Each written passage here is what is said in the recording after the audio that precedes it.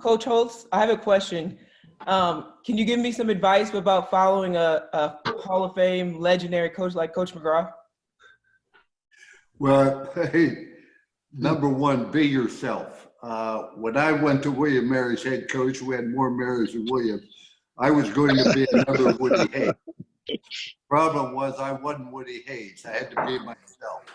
And you have a great background. You have a great track record. You know how to win. You know what to do. Don't try to be her. Don't worry about the record. Just be yourself. And you can't feel pressure about replacing a legend like that. Somebody has to do it. Just be yourself and execute the fundamentals.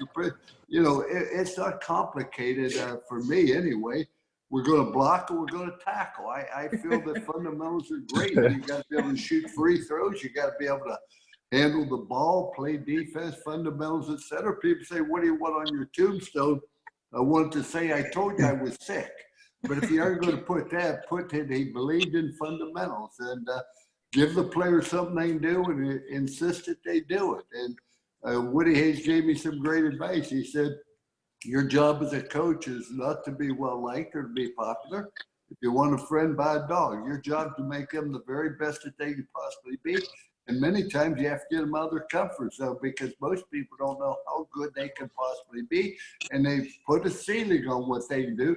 Your obligation is to insist that they do it because you believe that they can be great. And I think the greatest disservice you can do to an athlete is where he believes in himself more than you believe in him.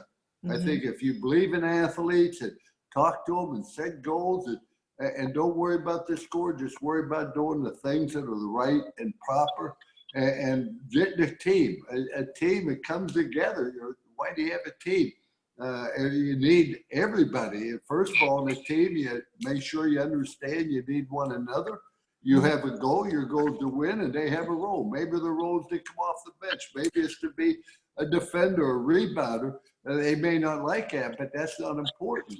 If you want to fail, you have the right to fail. You don't have the right to cause our teammates to fail because you don't fulfill everything to the best of your ability. Whatever your role is, you do it to the best of your ability. And the other thing is the challenge escalates, the need for teamwork must elevate. And you're at Notre Dame, and Notre Dame, the basketball, football should reflect the values of the school, which means you play for one another, you play with the spirit, you play with the faith.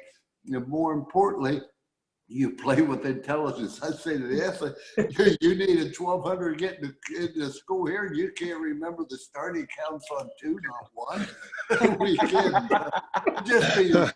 You'll do great. I've heard that. And I'll tell you, let me give you one last bit of advice. The best advice I ever got at Notre Dame was by Gene Corrigan, the athletic director at Notre Dame that hired me. He said, Coach, he said, your athletes are under tremendous pressure in the dorm. They got to behave themselves and they can't make stupid mistakes. They got to excel in the classroom. Everybody's going to expect them to be good. There's going to be great pressure on them. There's going to be great pressure on them when they go off campus to perform the right way and to live the right way. Everywhere they go, there's pressure on them. Mm-hmm. You got to make sure when they come to the football field, they can have fun. I had standards, but I'll tell you what, we laughed. We had a lot of laughs, but you got to let them have fun, particularly at Notre Dame, because there's so much pressure on them in every other phase. When they get to that basketball court, it's the one time they should be able to relax, be themselves, and enjoy it. I thought that was the best advice that I ever received about coaching at Notre Dame. Absolutely. Thank you, sir.